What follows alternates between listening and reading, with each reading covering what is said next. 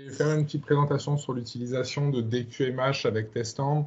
Le but ici, c'est pas de reprendre les exemples qu'il y a déjà de fournis quand vous installez DQMH sur votre poste.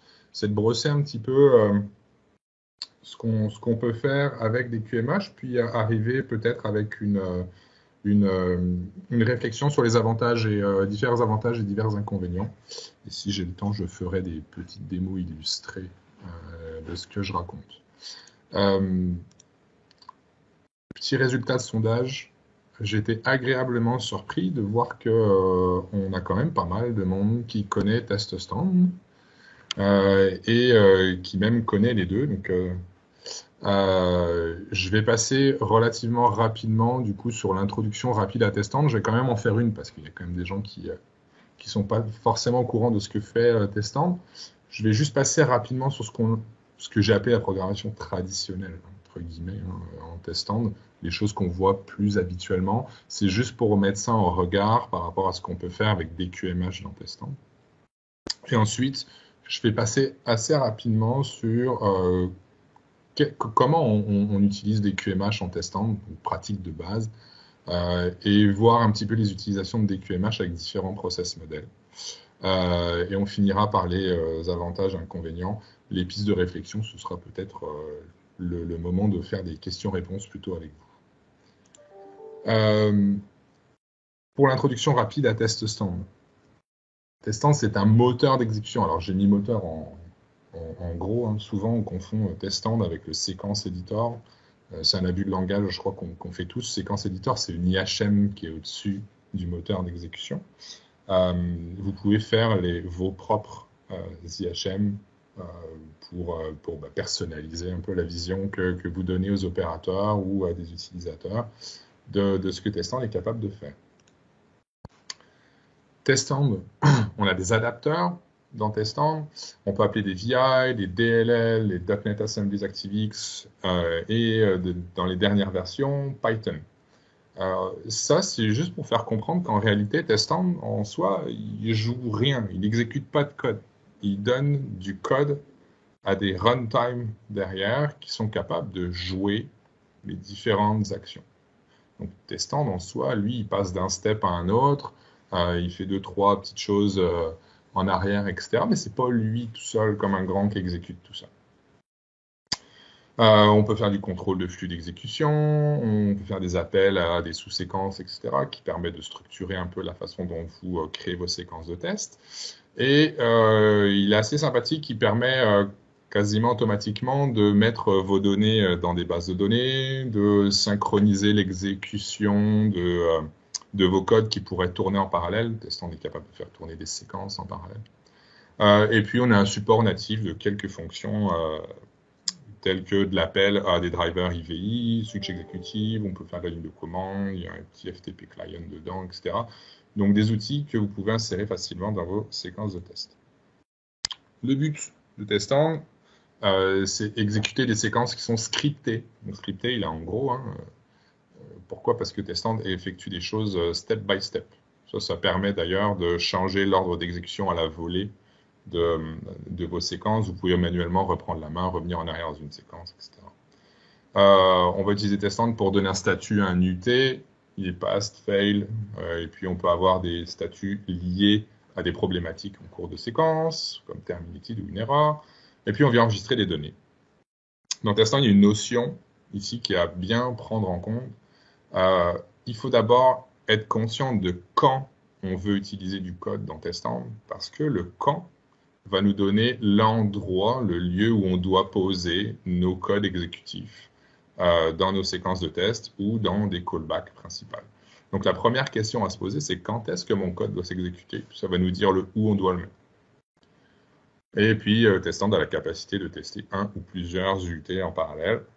Et c'est Testand qui charge de dupliquer votre séquence en fonction du nombre d'UT à tester.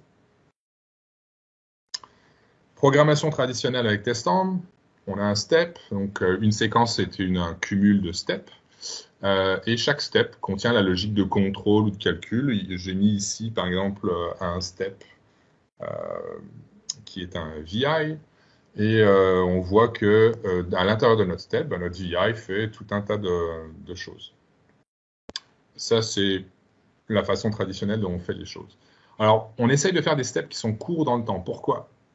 Parce que je vous ai dit tout à l'heure que Testand, en fait, c'est pas lui qui exécute les choses, il donne le code d'un step à être exécuté par un runtime engine. Ici, il va donner le code du VI à être exécuté au runtime engine LabVIEW. Pendant ce temps-là, Testand attend. Donc, imaginez bien que si ce VI-là, l'exécution de ce VI-là dure 10 minutes, ben, Testand, il va attendre bêtement que le VI revienne lui donner la main, donc finisse de s'exécuter. Donc il faut faire attention que dans les steps, s'il y en a des steps qui sont relativement longs, on doit prendre en charge l'arrêt dans le step. Donc il y a des façons de le faire en passant par l'API Testand et un jeu de VI. Un step peut produire des erreurs. Évidemment, on est tous humains, on est tous des développeurs et on ne fait jamais du code qui marche du premier coup, sauf peut-être Nicolas. Donc, on a forcément des erreurs qui ressortent là sur notre fil d'erreur.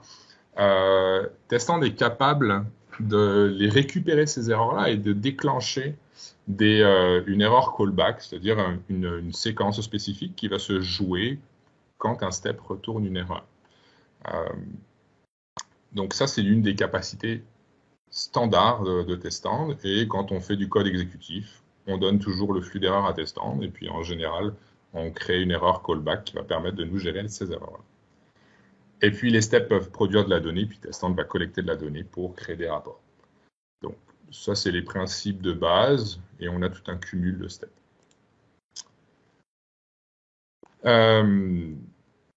Là, on va passer rapidement à comment on utilise DQMH avec Testand, et puis on va mettre en place des principes de base.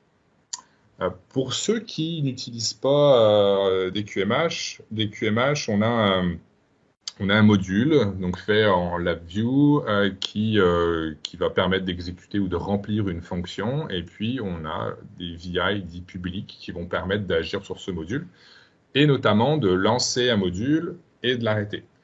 Donc, les modules, on va les lancer et les arrêter via Testand, donc via une séquence de test. Le main du module contient toute la logique. Donc, votre VI principal de votre module DQMH, c'est tout lui qui va faire les actions nécessaires. Et puis, une séquence, finalement, fait des requêtes vers le module. On va demander au module de faire des choses. Alors ici, j'ai mis des requêtes de type roundtrip. Pour ceux qui utilisent des QMH, habituellement, on fait des requêtes de type request, simple, ou request plus reply. On utilise moins largement roundtrip. Roundtrip, c'est un request plus reply, plus un broadcast du reply. En Testand, c'est très utile de faire des roundtrips, parce qu'on va pouvoir utiliser les testeurs pour récupérer le broadcast lié à la requête. Je vais vous montrer ça tout de suite. Si je lance une séquence standard, single pass, pour être tout à fait simple, que je prends un VI LabVIEW, que je lance, mon testeur, donc on voit que c'est ma séquence Testand là qui a lancé un module derrière, on a le main qui tourne, je lance mon testeur, je suis capable de voir de quoi, si je relâche mon exécution, il faut que j'enlève le breakpoint, et que je retourne, on voit que ça communique, ça avance ici, etc. Ici, les requêtes qui sont envoyées sont de type request and return, sont de type roundtrip, donc j'ai des choses qui arrivent dans mes statuts, etc. et je suis capable d'intercepter de la donnée. Très pratique pour débugger. Moi, je conseille d'utiliser du roundtrip partout quand vous utilisez du DQMH dans Testand. Si je reviens ici. Si on veut utiliser DQMH dans Testand pour tester un seul UT à la fois, on va utiliser, donc quand je dis un seul UT à la fois, on teste les UT un par un, les uns après les autres. on est sur le sequential process model, il y a une grande probabilité que vous allez utiliser des modules de type singleton. Donc pour ceux qui utilisent les QMH, deux types de modules de base, singleton et clonable. Singleton, peu importe le nombre d'instances qu'on essaye de lancer de notre module, il n'y en a toujours qu'un qui tourne. Clonable, on en a autant qu'on veut bien en lancer. Et puis on va essayer de maximiser l'utilisation des callbacks. Je vais revenir sur ce point-là juste après. Ça, c'est en référence à ma slide où je dis qu'on doit déterminer quand on veut que le code se joue pour savoir où est-ce qu'on le place. On va essayer d'utiliser un maximum de callback pour ça dans Testant. Si on veut, désolé, j'ai loupé une traduction de titre. Si on veut utiliser Testant avec de multiples UT, on va choisir un process model différent en fonction du type de test qu'on veut faire. Si tous les UT doivent commencer et finir en même temps, on a le batch process model. Si tous les UT peuvent commencer et finir indépendamment, on a le parallel process model. Dans ce cas-là, on a une grande probabilité d'utiliser des modules de type singleton et des modules de type clonable. Les modules de type clonable, on va surtout les associer à chaque instance du UT qui va tourner ou chaque instance de séquence, il y a un UT qui va tourner. Encore une fois, on va essayer de maximiser l'utilisation des callbacks. Bon, pourquoi je dis ça? Je pense qu'il est temps d'expliquer ça. Si je retourne dans ma séquence, ici, on a par exemple une chambre, on a un four là, qui permet de faire des rampes de température, etc., qu'on doit contrôler. Bon, ben, mon four, j'ai envie de m'y connecter peut-être qu'une seule fois et de le libérer qu'une fois que tous mes UT ont été testés. Donc, dans Testant, j'ai des actions, des callbacks qui me permettent d'exécuter une partie de mon code qu'une seule fois et puis tester tous mes UT. Puis quand tous mes UT sont finis, hop, je ferme le tout. Donc typiquement, si on veut faire un lancement de module, on va utiliser ça dans le process setup, il y a de grandes chances. Et puis si on veut arrêter un module, il y a de grandes chances qu'on utilise le process cleanup. On va éviter de faire tout dans la même séquence, parce que si je fais tout dans la même séquence, je vais ouvrir la connexion à mon four et fermer la connexion à mon four pour chaque UT. On est dans quelque chose de pas vraiment pratique.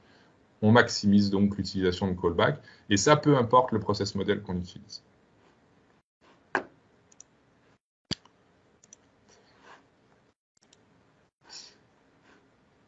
Et une petite astuce pour l'utilisation des QMH avec Testant quand on teste de multiples UT, donc pour ceux qui utilisent massivement des batch process model ou des parallèles process model, on va essayer d'avoir un singleton qui va être superviseur de tout un tas de choses et puis qui va broadcaster vers des clones, par exemple retenant l'exécution. Je parle ici par exemple pour un pré-UT, si vous voulez faire un système qui permet d'identifier votre UT seulement quand votre UT est dans votre station de test, par exemple, ou dans son emplacement de test. Vous pouvez avoir un singleton qui va superviser l'emplacement de test, qui va regarder si le module est là. Et puis, vous avez un clonable qui va permettre, un module clonable, par exemple, d'identifier de votre UT. Bon, bah là, l'astuce, c'est d'avoir un singleton superviseur. Il va broadcaster pour dire « Hey, l'UT est arrivé dans le slot 3 de ma station. » Et votre clone va être abonné au broadcast de votre superviseur et à ce moment-là, faire une action quand il va recevoir son broadcast pour, par exemple, identifier votre UT. Donc, on voit avec Testant que avec des QMH, les deux types de modules principaux, singleton et clone, on peut vraiment les mixer et en tirer un bon avantage, malgré le fait qu'on a des process modèles compliqués qui viennent gérer plusieurs UT en même temps. Alors, pour ce qui est des modules reliés, ce que je marque ici, relié à un UT en particulier, donc une instance du UT parmi les N que votre système qui tourne en batch ou process model tourne. L'idée, c'est d'utiliser un module clonable pour ça. On essaye de démarrer et d'arrêter le module clonable en pré-UT, post-UT. Attention cependant, on communique avec une instance clonable par le module ID. Ça suppose qu'on doit retenir le clone module ID pour les requêtes. Et ça, je vais vous faire une petite démo. Il y a quelque chose de très important à saisir ici, quand je parlerai un peu des inconvénients dans quelques minutes. Mais retenez ce point-là. Et on arrive aux avantages et inconvénients. Avantages principaux, Les modules peuvent être lancés en appelant que 2 steps. Donc, imaginez que vous avez un module que vous avez développé en LabVIEW, vous avez testé, il marche super bien manuellement depuis LabVIEW, vous voulez l'intégrer dans TestStand, ben, on a 2 steps en réalité à appeler. On a le start module et le synchronize. On a un petit booléen à passer entre les deux. On a une petite variable locale dans TestStand qui va retenir ça, et c'est simple. Donc, 2 drag and drop, là, et c'est fini. Donc, pas compliqué. Les testeurs peuvent être utilisés pendant l'exécution. Je vous ai fait la démo il y a quelques secondes, quelques minutes, pour capturer les broadcasts. Donc, très intéressant. On peut savoir, grâce au testeur, qu'est-ce qui se passe dans mon module pendant que ma séquence tourne. Et on peut même agir sur le module à partir du testeur. Donc, on peut avoir comme une prise en main manuelle du module. Moi, mon réflexe, ça avait été de dire, ben, je vais me faire une petite variable qui va me dire si je suis en debug. Si je suis en debug dans TestStand, je vais lancer mon testeur automatiquement depuis TestStand. Ah, attention, ici, ça requiert un peu de codage. Je vais vous montrer ça rapidement. Ça, je l'ai coupé ici. Si je relance ça, je mets en mode normal. J'essaie d'exécuter. Je fais un single pass. Si tu veux. Hop. Pour information, t'en es à 16 minutes. Bon, ben ça va, je risque d'être à l'heure. Ici, je vois que mon testeur s'est lancé. C'est super. Par contre, je vois que ma séquence, elle ne marche plus derrière. Pourquoi elle ne marche plus derrière? Je vous ai dit tout à l'heure, quand TestStand donne du code à un adapteur, il attend que le code retourne. Donc là, TestStand attend. Pourquoi? Parce qu'un testeur, en réalité, c'est bloquant. Il faut que j'appuie sur stop. Je ne peux pas avoir un testeur qui roule comme ça tout seul, de base, en parallèle. Donc effectivement, si je stoppe mon testeur ici, là, je commence à avoir ma séquence qui tourne, mais j'ai dû couper mon testeur. Donc, loupé, je viens de lancer mon testeur, mais je ne peux pas m'en servir. L'astuce qu'il y a, ce code-là, on peut le trouver dans on peut le trouver dans les exemples des QMH. Il y a un petit wrapper à faire. Si j'ouvre ça, hop, il faut lancer en réalité votre testeur par VI Server. Vous ne pouvez pas lancer un testeur depuis une séquence testante basiquement et simplement, à moins de lancer peut-être une exécution parallèle, etc. Enfin bref, il y a toujours des astuces. Peut-être le plus simple, c'est de faire un petit wrapper autour. Vous avez un exemple là. Ça demande un petit peu de codage. Hop. Si je reviens ici, on a des steps finalement dans la séquence qui deviennent légers. Ça se limite à une requête, un step du coup en DQMH. Donc relativement simple, on prépare toute son API d'avance, on peut donner ça à même un client, peut-être, tiens, regarde, j'ai fait une nouvelle API, utilise ton step, on le drag and drop dans sa séquence, c'est simple, c'est léger, et c'est juste une requête. On a des clones qui s'adaptent bien à des tests en parallèle, on a des singletons qui s'adaptent bien à la fois aux tests mono UT ou aux tests parallèles. Comme je vous ai donné l'astuce tout à l'heure, on peut faire un espèce de mélange entre un module de type singleton et des modules de type clonable, et puis les faire discuter ensemble pour gérer au mieux des modules ou des UT qui s'exécuteraient en parallèle. Ça, c'est pour la liste des avantages. Il y a malgré tout quelques inconvénients. Alors, ces inconvénients, je préviens tout de suite, ils sont à mettre en regard de la difficulté ou de la complexité, en tout cas, de votre système TestStand. Je fais beaucoup de TestStand, donc je suis tombé sur ces inconvénients-là. Pour les gens qui font du TestStand simple et quelques séquences bien simples, il y a de grandes chances que ces inconvénients, vous les rencontriez comme jamais ou ne vous embêtent pas beaucoup. Une chose qui a à penser, vous avez démarré votre module, oui, vous devez penser à arrêter le module. Donc votre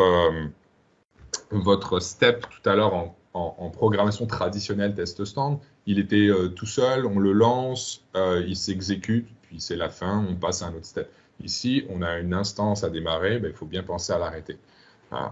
Donc mettez-le au bon endroit dans test stand pour être sûr, ou dans votre séquence en tout cas, pour être sûr que le module, l'arrêt du module va être appelé. Sinon, vous avez un module qui tourne en parallèle derrière, test stand ne le voit même plus et ça peut mal se passer. Le code s'exécute en parallèle de la séquence. Bon, ben, si je veux mettre en pause ma séquence test stand, elle va s'arrêter, mais mon module, lui, non.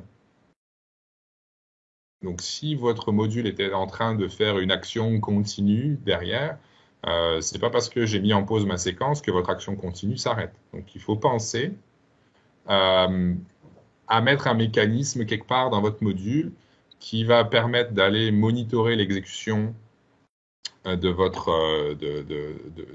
séquence test stand pour peut-être agir sur votre module directement. Il y a différentes façons de faire ça. On pourrait en discuter après, mais la plupart reviennent soit à spécialiser votre module en faisant de l'appel à l'API test stand, soit à mettre en place des communications supplémentaires ou du code supplémentaire pour penser à ça. Donc, attention, pensez bien que votre module, il va devoir s'exécuter dans test stand, et puis il y a peut-être des choses à faire particulières pour ça. Ensuite, on est tous humains. Moi, j'ai commencé par faire des requêtes pour aller faire des choses à mon module dans Teststand. Puis je me suis dit, ce serait bien que j'ai une réponse finalement. Là. Donc, j'ai le petit utilitaire des QMH, qui est super sympa et qui me permet de convertir une requête en un request plus reply. Sauf que j'ai déjà fait ma séquence et j'ai déjà mis une centaine d'appels à ma requête. Quand j'ai changé mon request en request plus reply, le prototype de mon VI de requête change. Dans test stand, ça peut vouloir dire que vous allez devoir manuellement recharger un par un les appels de ce step-là. C'est long et c'est pénible. Ceux qui font du test stand à longueur de journée savent de quoi je parle. Alors on peut utiliser des step types, il y a d'autres façons de faire, etc. Mais il n'y a pas de façon magique de faire ça. Mon conseil, comme tout à l'heure, c'est de dire, peu importe ce que je fais un round trip. Si je ne veux pas écouter la réponse, j'écoute pas la réponse et puis c'est tout. Mais au moins, mon prototype ne changera pas, puis ça me gagnera du temps par la suite. Autre point, l'action n'est pas dans le step. On n'a que la requête dans le step. Donc, en programmation traditionnelle test stand, ce que je peux faire, c'est faire un breakpoint. Je fais un F8, un step into, puis je peux descendre dans mon step et puis voir l'exécution du code dans mon step. Ici, ce n'est pas possible. Ici, j'ai qu'une requête. Donc, si je veux aller voir ce qui se passe au moment où j'appelle la requête, soit il faut que j'ai mon testeur disponible, soit il faut que j'ai mis des breakpoints un peu partout en la view, etc. Je n'ai pas la même facilité ici pour débugger le code qui s'exécute à un moment donné dans ma séquence. Le testeur aide beaucoup ici, mais bon, c'est un petit inconvénient supplémentaire par rapport à ce qu'on a l'habitude de faire avec test stand. Alors, ici, ça c'est un point important. Autre inconvénient, l'arrêt d'une exécution peut être difficile ou très lent si le timeout de votre module est élevé. Pour ceux qui utilisent des QMH, on a un timeout qui est relié à votre module et il est global à tout votre module. Si dans votre module, vous avez une action qui prend du temps, imaginons, je fais une acquisition à très basse vitesse, mais pendant 10 minutes, puis c'est un seul cas de ma MHL qui gère ça. Ça veut dire que mon request and reply va récupérer l'acquisition que j'aurais faite dans 10 minutes. Si je veux arrêter ma séquence à l'intérieur des 10 minutes en appuyant sur le bouton, je vais avoir un problème. Je vais avoir un problème parce que si je reviens ici, qu'on regarde ça là-dedans, j'ai dit de ce VI, ça c'est une request standard qu'on peut avoir. Mon timeout est appliqué ici. Okay, dans une request and reply. En fait, ma reply, elle revient avec un notifier et le timeout est directement câblé au notifier. Je suis dans une primitive là. Je suis bloqué. Même si je fais un stop que j'ai prévu, un mécanisme pour aller monitorer mon exécution ou quoi que ce soit, je suis bloqué. La seule façon de sortir une primitive en LabVIEW, c'est le coup de bazooka, là, c'est d'aller sortir, faire un abort execution. Si je suis bloqué ici, rappelez-vous, ici le code qui tourne, le VI, est joué dans un adapteur. Testant va attendre ad vitam. Il va attendre que l'adapteur revienne. C'est comme impossible de faire sortir ça. On est obligé d'appuyer plein de fois sur le stop jusqu'à temps qu'on a un pop-up testant qui propose de faire un abort. Puis là, on vient de tuer complètement la séquence méchamment. Donc, attention à vos codes qui prennent du temps. Ça peut être bloquant avec des QMH. Également, gestion des erreurs, comme j'ai dit tout à l'heure, un step retourne des erreurs. Et souvent, en testant, on instancie une callback, une erreur callback, et puis qui nous permet de trapper l'erreur, retourner par un step. Et puis, on peut décider dans cette erreur callback d'effacer cette erreur pour que testant ne la prenne pas en compte. On dit cette erreur-là, à ce moment-là, est normale. On peut aussi influer sur l'exécution, de dire, j'ai une erreur à ce step-là, je vais peut-être retenter ça, mais 3 steps plus haut. Donc, je vais modifier mon get next step cursor index, puis je vais remonter mon curseur à un autre step plus haut pour refaire peut-être de nouveau une partie de ma séquence de test. Donc ça, c'est des choses qui se font habituellement en test stand. Ici, il faut bien comprendre que votre code exécutif s'exécute dans votre module qui tourne en parallèle. Donc, votre requête va vous retourner sûrement l'erreur, mais l'erreur, elle a été générée dans votre main VI de votre module. Donc, maintenant, on n'est plus en train de trapper l'erreur à un seul endroit dans test stand, mais il faut trapper l'erreur à la fois dans votre module des QMH et dans test stand. On a un minimum 2 endroits auxquels il faut penser à l'erreur. Et comme on est tous développeurs, on sait que penser à l'erreur, c'est la chose qu'on fait en général en dernier. Voilà, quand on est pressé, et maintenant on n'a plus un seul endroit à gérer le tout, mais il faut en gérer à 2 endroits. Et puis, dernier point. Cyril, juste pour un peu, il reste 4 minutes. Je ne sais pas si tu veux garder un peu de temps pour les questions. C'est parfait. On va garder ce dernier point. Je voulais faire une démo, mais les gens vont me croire et ils me poseront des questions s'ils veulent. Ce qu'on fait beaucoup en test stand quand on utilise des process modèles à multiples UT comme des batchs ou des parallèles modèles, on utilise le test socket index pour savoir à quelle UT on est en train de parler. Donc ça, c'est une test socket index, c'est une variable qu'on peut récupérer très très facilement dans test stand. Votre module, si vous avez un module clonable, on a un module ID, donc votre module a un ID, puis avec cet ID-là, on est capable d'aller parler avec une instance particulière d'un clone. Alors, la chose naturelle qu'on fait, en général, on essaye d'aligner le test socket index avec le module ID. Je suis dans l'UT avec un test socket index de 3, je vais parler à mon module ID 4. Attention, l'index commence à 0, le module ID commence à 1 dans le cas d'un clonable. Faire un petit plus 1 au passage. Sauf que, attention, d'exécution en exécution, on a une mémoire dans le start module. Si vous startez votre module pour chaque UT, même si votre exécution se termine, l'ID du module va augmenter à chaque fois et votre test socket index passé la première exécution ne sera plus aligné avec l'ID de votre module. Ça veut dire qu'il va falloir faire une table d'indexage pour lier votre test socket index vers le module ID courant de votre module. Ça, il faut y penser. Sinon, il y a une petite modification qui peut être faite, mais on vient dans le start module DI. Mais c'est un peu particulier, puis on vient spécialiser là dans ce cas-là notre start pour une exécution dans test stand. Donc voilà, il y a des petits avantages, inconvénients, il faut le savoir. Pour le commun des mortels, ces inconvénients-là, ça va bien se passer.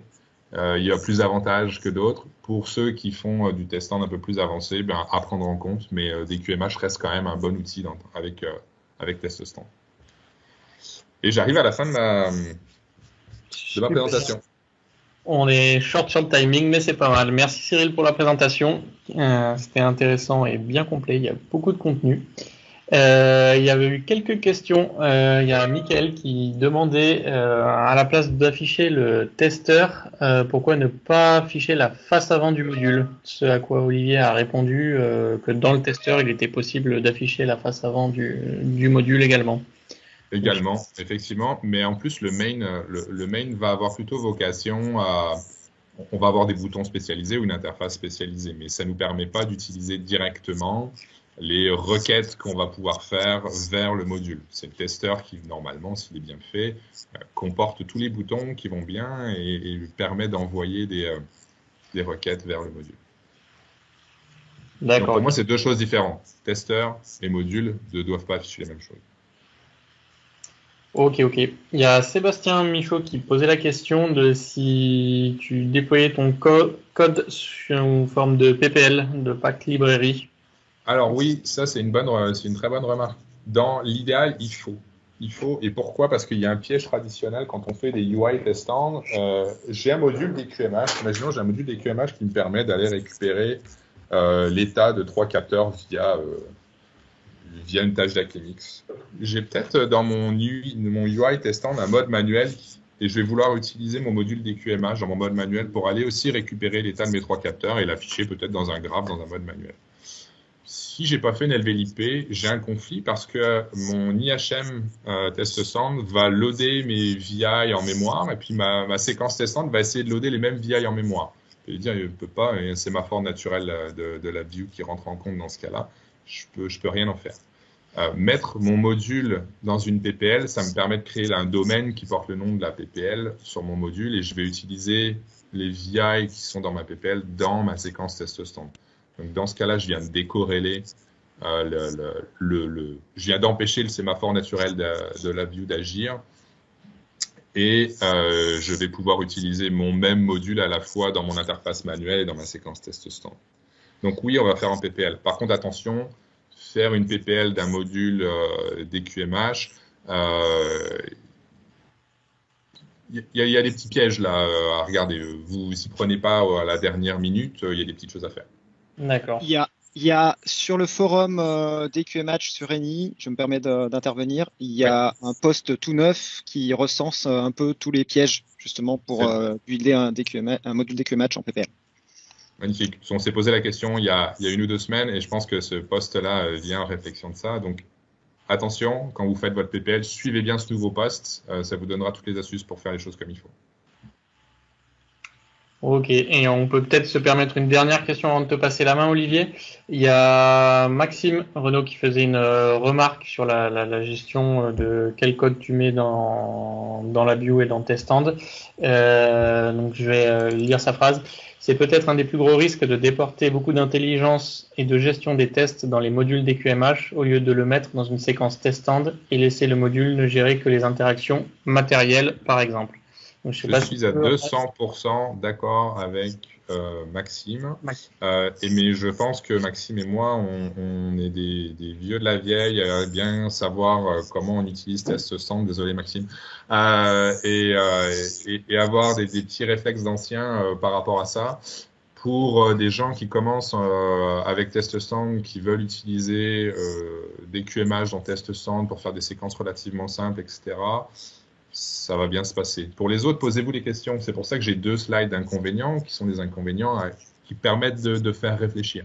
Mais oui, effectivement, tout est porté dans un module DQMH alors que normalement, je vais faire des steps relativement concis que j'appelle dans une séquence. Bah oui, ça peut faire tiquer. Pensez-y. Ok. Bon, Maxime n'a pas l'air vexé, donc c'est bon.